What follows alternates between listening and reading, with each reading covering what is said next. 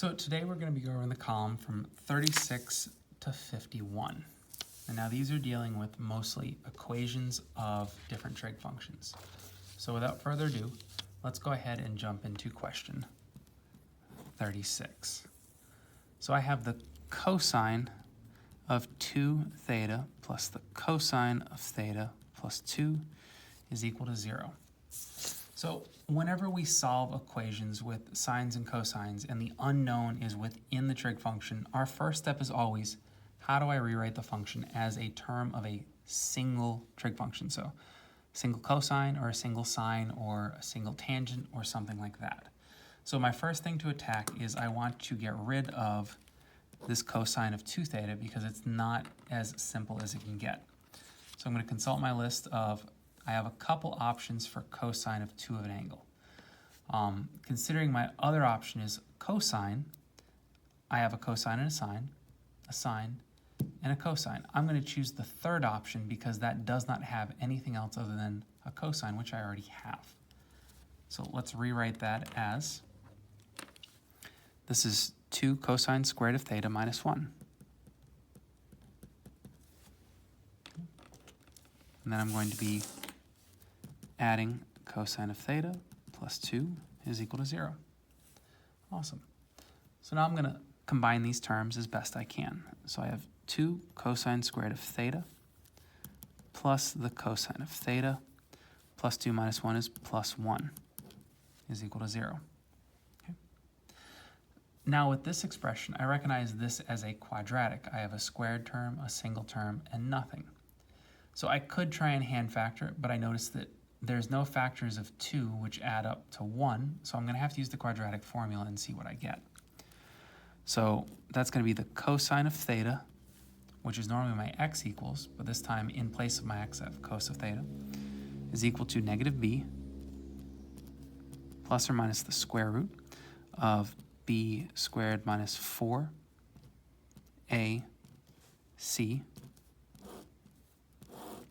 all over 2a. And I'm going to work this out. So once I have this, I'm going to bring this up here. So the cosine of theta is equal to, let's see, that's going to be a negative 1 plus or minus the root of 1 minus 8. Ooh, and so we have ourselves a problem here. When I look at the root of 1 minus 8 and I take this to the next step, we should notice our problem, and our problem is this. This means that this is a complex root. So when I'm trying to solve it as the question states, on an interval of 0 to 2 pi, I'm not going into the complex plane from 0 to 2 pi. So that means there are no solutions, or I should say no real solutions for theta. We can't work it any further without a real root. If there was a real root, we could work this out and figure out what angle produces this, but no real angle is going to produce a complex root like that. Okay, so that was number 36. Let's take a look at number 37. So I have the tangent of 3x equals 1. Okay. So with this one, as of right now, I already have my single trig function. I have the tangent, which means in order to solve this and pull that x out of the equation, I just take the inverse tangent of 1 is equal to 3x. And so for this, we just go back to this. I say, okay, what angles will give me a tangent value of 1? So all students take calculus. I know I'm dealing with a positive, so I'm looking for either here or here. So I have 2 possible angles that I'm looking at, one up here and one down here. So if tangent, which we know is TOA or TYX, I know it's going to be y over x or opposite over adjacent. So opposite over adjacent is 1 over 1. Or in this case, negative 1 over negative 1. I recognize that as one of my special right triangles. of 45, 45, 90 because it's 1 root 2, which means that if this is 45 and this is 45, I have two possible angles that will work. Now, I can either use the degrees, or in most cases, you're probably going to solve these using radians. So we're going to solve these using radians right off the bat. This is going to be for my first possible answer. So this is going to produce a pi over 4 for my primary. For my secondary, let's see, that'd be 5 pi over 4. Okay. So for angle 1 and angle 2, I have pi over 4 and 5 pi over 4 equals 3x. Okay. So I've actually taken this, I bypassed all that, so I rewrote the tangent as a pi over 4 or a 5 pi over 4. In either way, both these cases, I'm going to divide both sides by 3, which gives me a pi over 12 is equal to x as my first answer. For my second answer, I get 5 pi over 12 as my second answer. And there we go.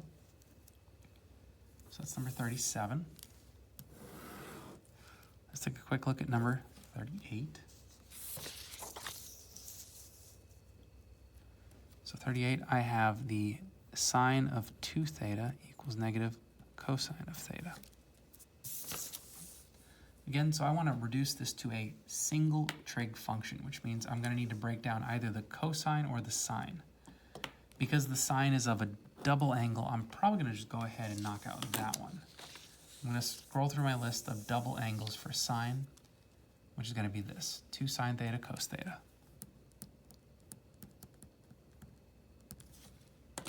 And then I'm going to write out the rest of the equation equals the negative cosine of theta. Awesome.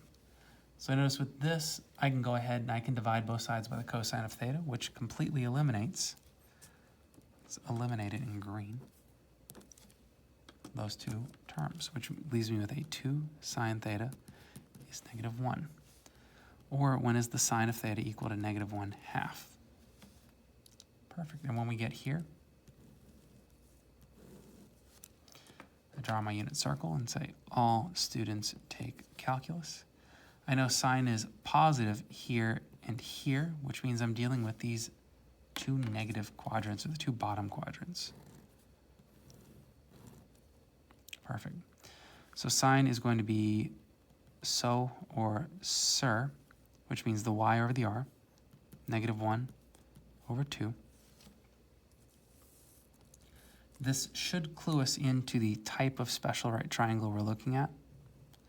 A 30, 60, 90, because I have a 1, 2, root 3, which means opposite the 1 is my 30. Cool. So I have two possible options that I'm going to take from here.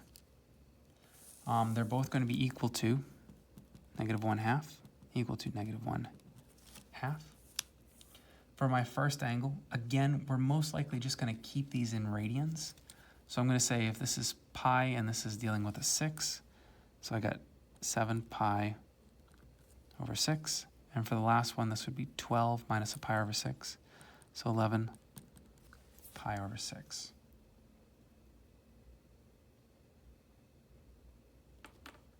Actually, this is not equal to 1/2.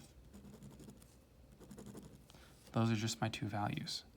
So theta is equal to 7 pi over 6 or 11 pi over 6. I was solving it like there was still a variable in here.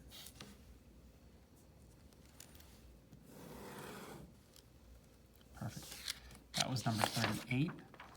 Let's take a look at number 39.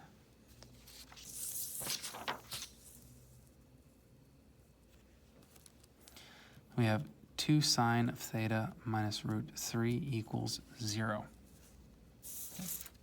So this one's perfect. It's got one term. All I need to do is isolate this, and I'm done. So 2 sine of theta equals root 3.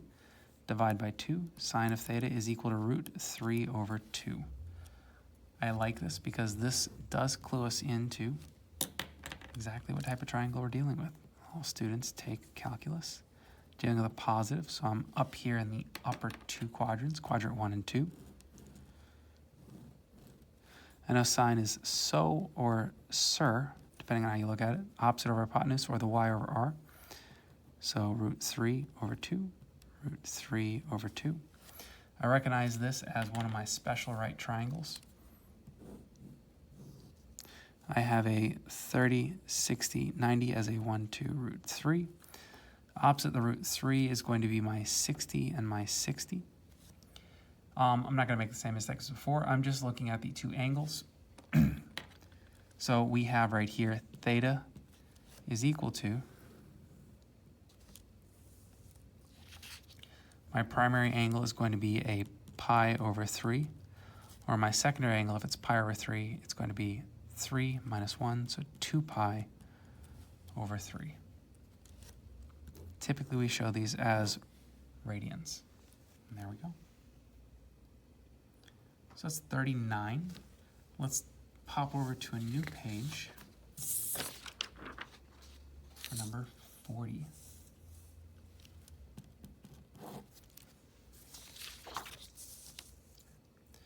So we're going to find the general solution of 2 sine squared equals cosine of 2 squared.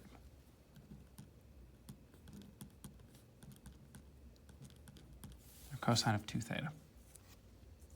Okay, so this means we're not going to find the exact answer within 0 to 2 pi. I want to find every answer. But the process is going to be the same thing. I have a sine and a cosine of 2 angle. My first step is to rewrite them as a single term. Because that is fully simplified, I'm probably going to pick one for that. And so if I look at my possible options for cosine of 2 theta, I want one that's only in sine. So it looks like this one right here. It's 1 minus 2 sine squared.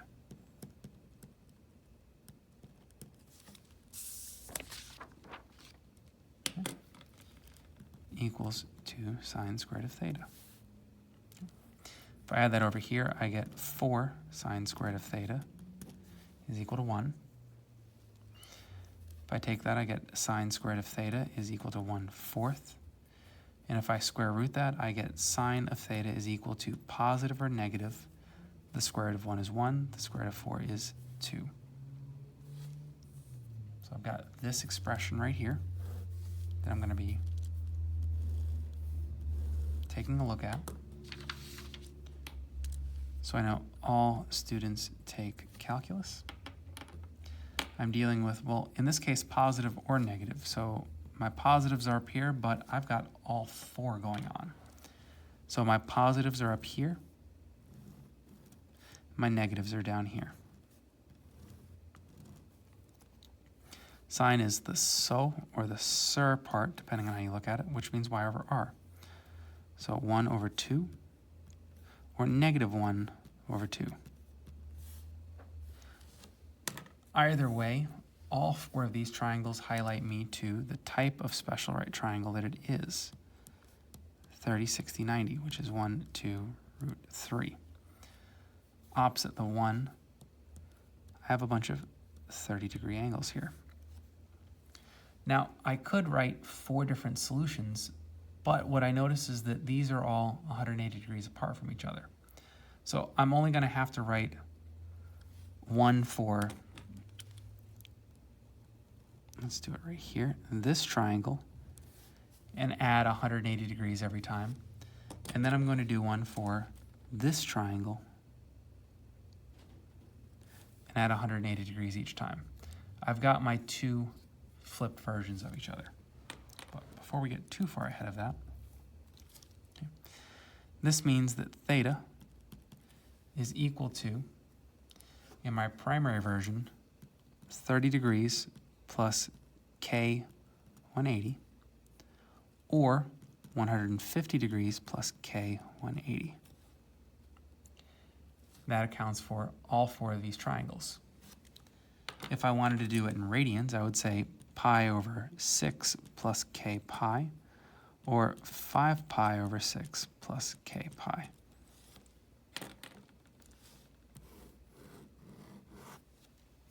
There we go. So that was number 40.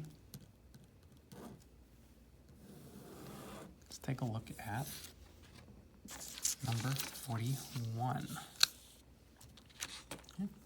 So number 41 says, given that we have the sine of theta is 4/5, and I know my theta is somewhere between pi and pi over 2, we want to find the cosine of 2 theta and the sine of 2 theta. Okay? So we want to find, for this one, we want to find what is the cosine of 2 theta. That is the thing we want to do. Okay. So if we have the sine of 4/5, and I know that my angle is between here, what they're telling us is that my angle is in the second quadrant. So if I have pi over 2 and pi, my angle is somewhere right here, somewhere between pi over 2 and pi. That limits what value for sine we get. So I know sine is my SO or my SIR, which means my y value is 4 and my radius is 5. So if I want to figure out what the cosine of the angle is, first I need to figure out what that third leg is.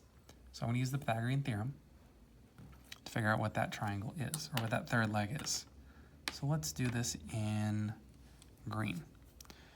So 4 squared plus x squared is 5 squared. 16, 25. Subtract 16, I get 15, 9. X squared is 9. When I square root it, x is either positive or negative 3. The reason why it's positive or negative is typically the sign is positive in both of these quadrants. It doesn't know if the triangle is leaning to the left or to the right. In this case, I know that x is equal to 3, or not 3, negative 3, because I know my triangle is leaning to the left. So I've got this. Now, normally if this was just the cosine, I would say, okay, it's going to be negative 3/5. But I have the cosine of a double angle, which means that I'm going to have to rewrite this as one of these. Doesn't matter which one you do, as long as you just pick one. We're going to pick, why not? Let's pick the top one, the first one. So cosine squared minus sine squared.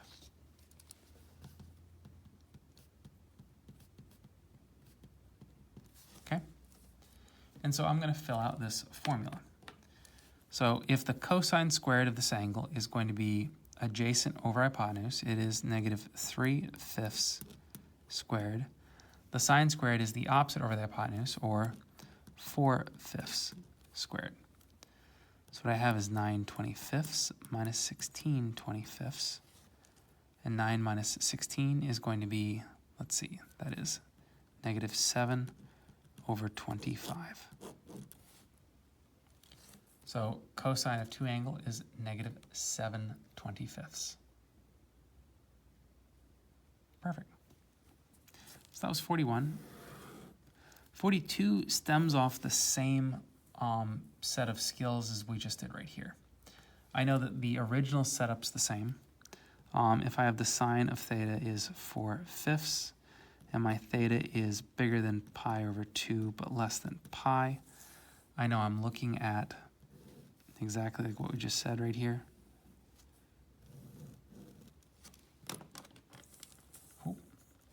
Something between pi over 2 and pi, because there's my angle. I know that the sine is 4/5, and after we figured out that the x value is negative 3, really all we're after with this one is on 42. I want to figure out what the sine of 2 angle is, or the sine of 2 theta. So let's go ahead and figure out the sine of 2 theta. So I find a particular formula for sine. Well, I've only got one. 2 sine cosine.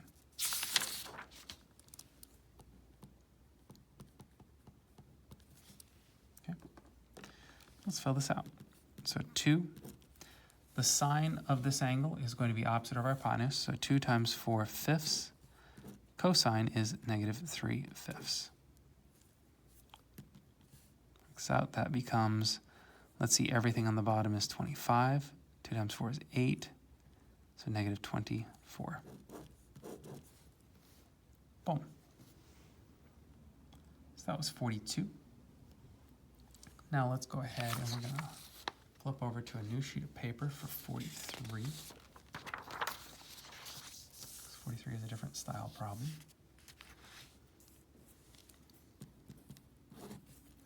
So given that the cosine of theta is 2/5, we want to find what is the secant of theta. Okay, so our angle is not limited to anything specifically. So if the cosine of theta is equal to 2/5, let's go ahead and set up what this could mean. So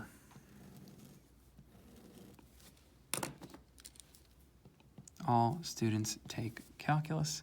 I'm dealing with a positive cosine, so it's either here or here.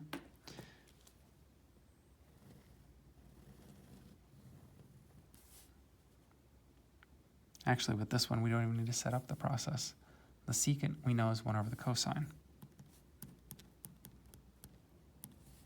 If I know the cosine is 2/5, this is 1 over 2/5, which means keep, change, flip, which is 1 times 5/2, or just 5/2. There we go. We're about to set up a problem that we didn't need to do.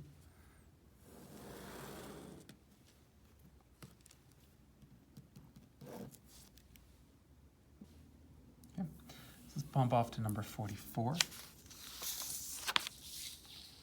So number 44, I'm dealing with the cosine of negative theta when I know that the cosine of theta is 2/5.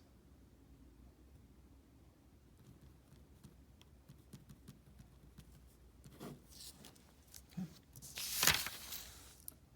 So if the cosine of negative theta, this is our given, let's go ahead and set up our unit circle. Actually, remember we know that with the cosine of a negative angle, we can remove that angle. It's just the cosine of that angle. And if the cosine is 2/5, this is 2/5.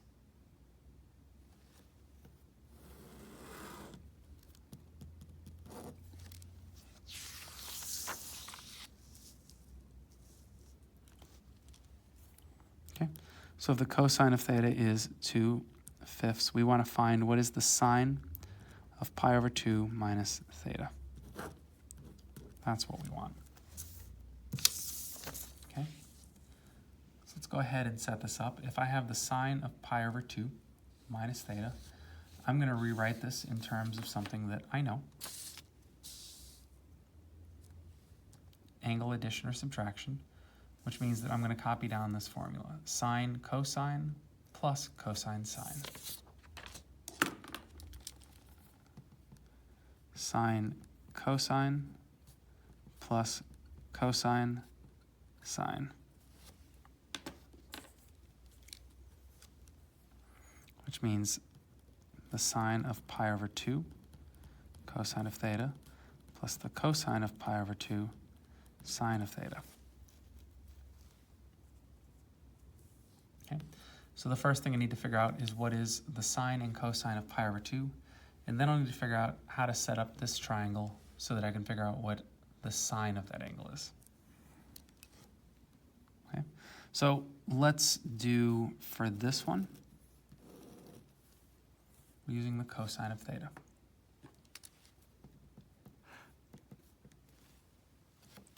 All students take calculus. I'm dealing with positives over here and over here, which means that I have two triangles like that. I have a 2 and a 5 for the top and the bottom, which means that if I want to solve for that missing leg, I just say 2 squared plus y squared is equal to 5 squared, or 4 plus y squared is equal to 25, y squared is equal to 21, y is equal to the positive or negative root 21. So root 21, negative root 21. Awesome. So that's all we'll need to figure out this. We're going to look at the sine and the cosine of pi over 2. Well, with pi over 2, what that is, and I'm going to draw this in red so we can see it, pi over 2 is that, which means my x value is 0, my y is 1, and my r is 1. Okay. So if I have the sine of pi over 2, that means y over r, this is going to be equal to 1. The cosine of theta we know is 2/5. The cosine of this is going to be x over r, which is 0 over 1. So 0 times the sine of theta is going to be equal to either the positive or the negative root 21 over 5. And now I put both the positive and the negative because what I notice is that that times 0 is going to cancel out either one of those, and I'm just going to be left with this. So this is going to be left with 2/5. Perfect. Okay. So that's going to bring us to the end of 45. And starting on 46.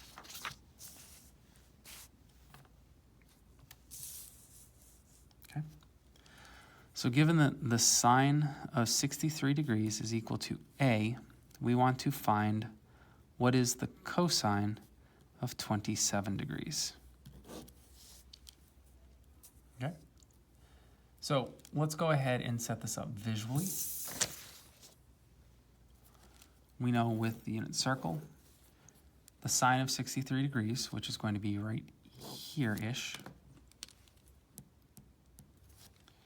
is going to create a triangle like this.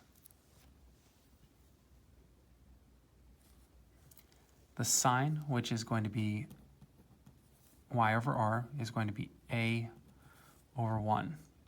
We want to figure out what the cosine of 27 degrees is. Now, we can do this visually, which means that 63 plus 27 is going to give us that nice little 90-degree angle right here. So if that is 1, and this is a, we can figure out what this value is right here, but I know that this is a. And so this third leg right here is going to be mirrored on the top. Let's figure out what that third leg is. So a squared plus x squared is 1 squared. So if I want to figure out what x is, well, x squared is 1 minus a squared. X is going to be, we know it's going to be the positive value of it, or the negative value, because, no, we have 63. So the cosine is going to be a positive value of 1 minus a squared rooted. So root 1 minus a squared. Perfect. Which means this is also root 1 minus a squared. So if I'm looking at the cosine of 27 degrees and I have this little triangle, cosine is adjacent over hypotenuse, we have a over 1. We actually didn't need to find that out at all. So the cosine of 27 degrees is going to be equal to a over 1, or just a. Perfect. So we have that. Okay, that was 46. Let's take a look at 47. So given that the sine of 63 degrees is equal to a, find the cosine of negative 27 degrees. Okay.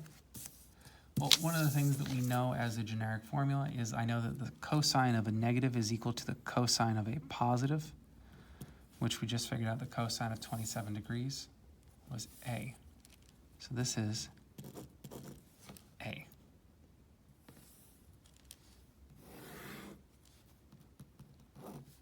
So given that the sine of 63 degrees is equal to a, we want to find out the sine of 27 degrees. Okay. Well, luckily, given this, I know all my values. So the sine of 27 degrees is going to be the opposite over hypotenuse, which means I'm going to say it's this over 1, or the square root of 1 minus a squared.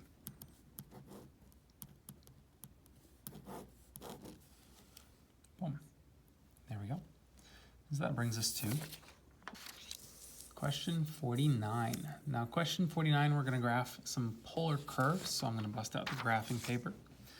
And let's take a look at these curves. So I have, let's see, number 49. I have r equals 3 sine of 2 theta. Now, this is going to be a polar graph, and furthermore, because we have an n value in with a theta, we know it's going to be a rose graph. So let's zoom out just a bit. Let's write down a few things we know about this rose graph. We know that with the sine, this is going to be a graph that extends technically upwards, but the sine graph is going to give us rose petals in the diagonal direction. Part of my very poor sketch. We've got diagonal petals in the rose. We know that the length of these petals is going to be of length 3. So it's going to be 3 units out in polar form. We also know that because it's 2, this is going to be an even number of petals, so even. So I know it's going to be 2n petals, which means 2 times, if n is 2, 2 by 2, it will be 4 petals. So it's going to be exactly like what we see right here. So let's go ahead and let's graph that. Now, this is rectangular graphing paper. Technically, we would need a polar graph to graph this, but we're going to kind of make do with what we have. Okay, so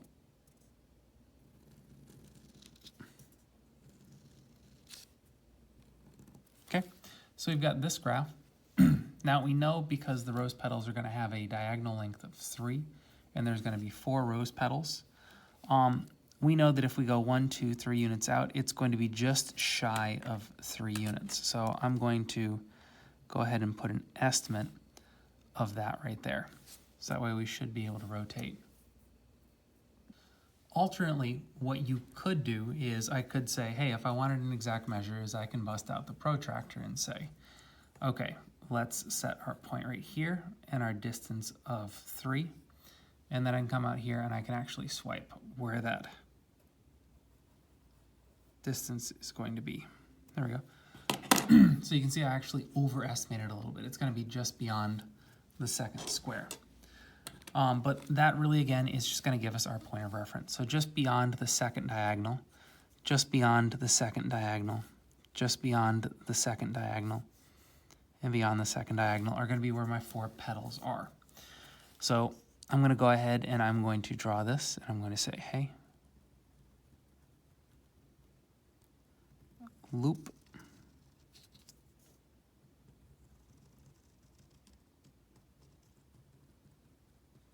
loop.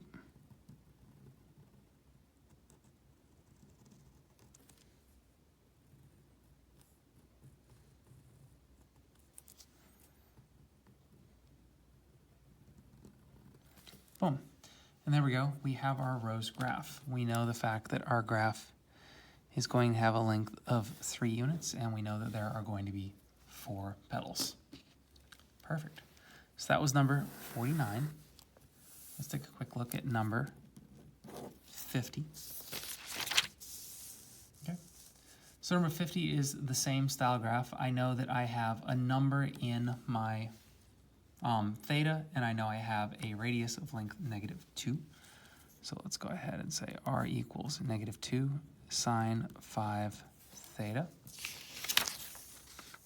Okay, so let's take a look at this one. So this graph, we know we have a -2, which means that we're going to be flipping some of the orientations we're about to do. But let's go ahead and take a look at the number of petals we have. This is going to be an odd graph, which means I'm going to have exactly 5 petals. And so normally we know with an even, or not an even, a positive sine graph, normally what we're looking at is we'd be looking at something like this. We would say the first petal would be up top, and we'd split the other 4 evenly. So we're looking at 5 petals with a length of 2. So I know this length is equal to 2. if my pen will write. So I have a length of 2. And I'd say, okay, that's 1, and then 1/5 the way around, 1/5 the way around, 1/5 of the way around, and 1/5 the way around. However, because I do have a -2, I'm going to be flipping this. So I know the fact that instead of starting at the top, I'm going to start at the bottom, and I'm going to split it up into 5 petals evenly, which means roughly 1, 2, 3, 4, and 5, still of length 2. So let's go ahead and let's actually graph this over here.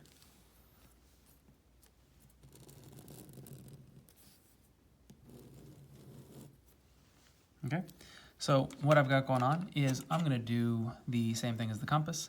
I have a length of 2. Actually, no, I don't need the compass on this one because this one is not going to be diagonal in the beginning.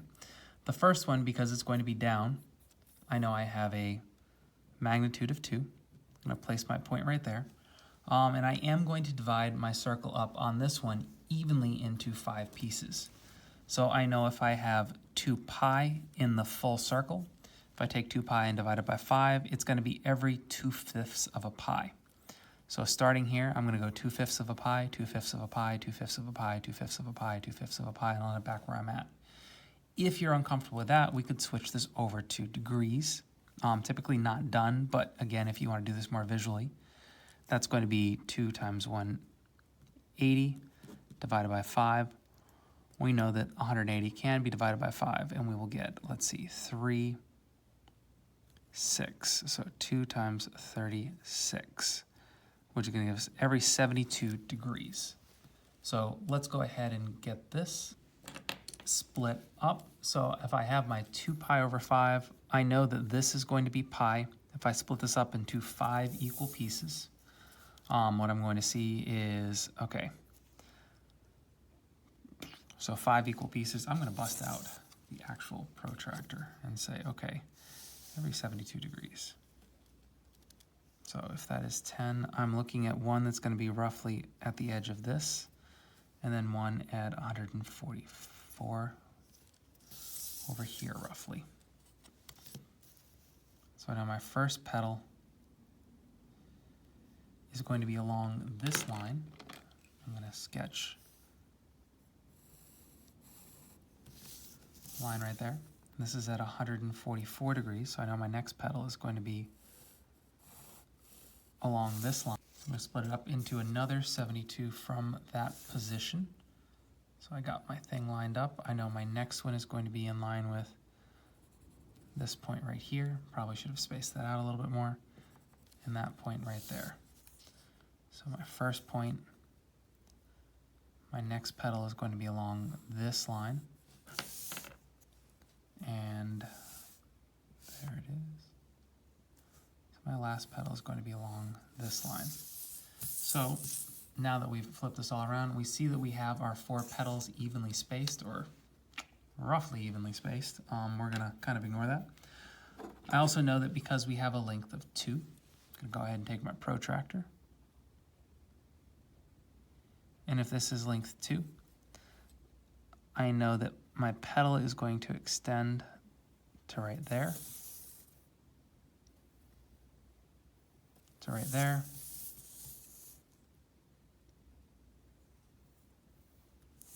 to right there, and to right there. Perfect. So I have my split of 5 evenly around the circle, and I also have my length of 2. So I'm just going to go ahead and at this point graph it. So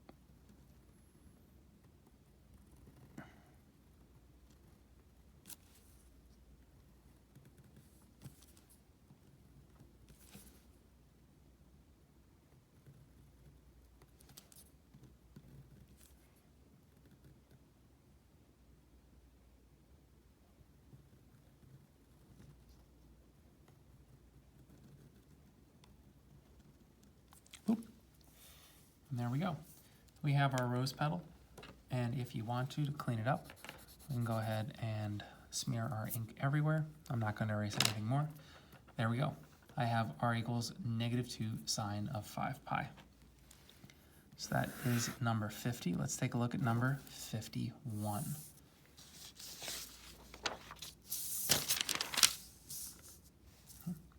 Number 51 is r equals 5 cosine of 4 theta.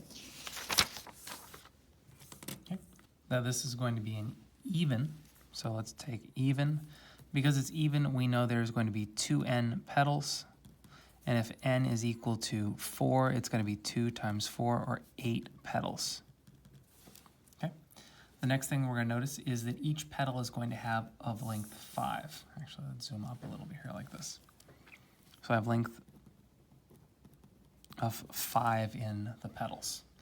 So what's going to go on really roughly, because this is a cosine graph, unlike the sine graph where when we split them evenly into the diagonals, our first petal on our cosine is going to be along our axis. So real quick, we know our first cosine is going to have a petal right here, and then I'm going to split it up into 8. So what I'm going to have to do is I'm going to have to take either 2 pi and divide it by 8, which would be every pi over 4 is going to be a petal. So there's going to be another petal here, here, here, spread all along. So pi over 4, let's see, that would be, yeah, right here. So 2, so 0 pi, 1 pi over 4, 2 pi over 4, which would be pi over 2, 3, 4, 5, 6, 7, and 8. There we go. So every pi over 4 units, we know that this is pi over 2, we know this is pi, this is 3 pi over 2, so it's going to split that up into 8 different pieces. So without further ado, let's get this drawn over here. And taking advice from our last one where our protractor was a little bit too big, let's move our graph down a little bit further.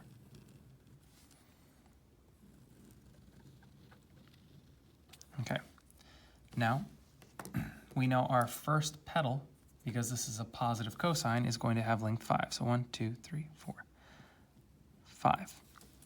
And then it's going to be every pi over 4, so it's going to be directly diagonal. So I just need to figure out how far that length of 5 is going to be. Take that, and I could say, okay, the diagonal is going to be roughly right there.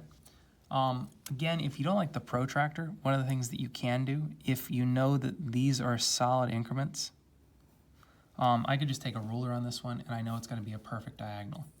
What I want to make sure, though, is that if I have any weird things,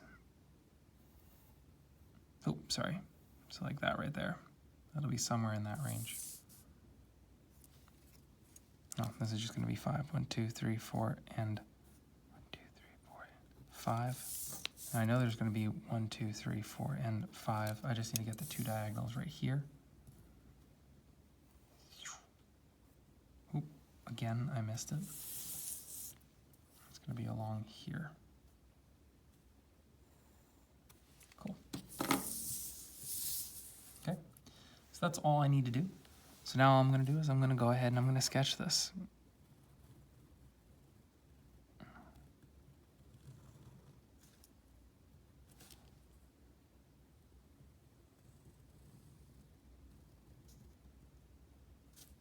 Oop.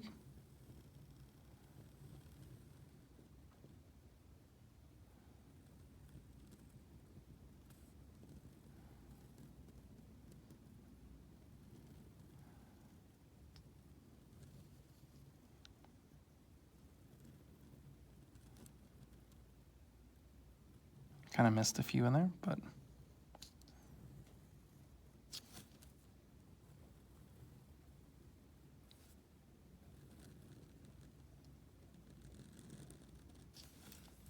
there we go.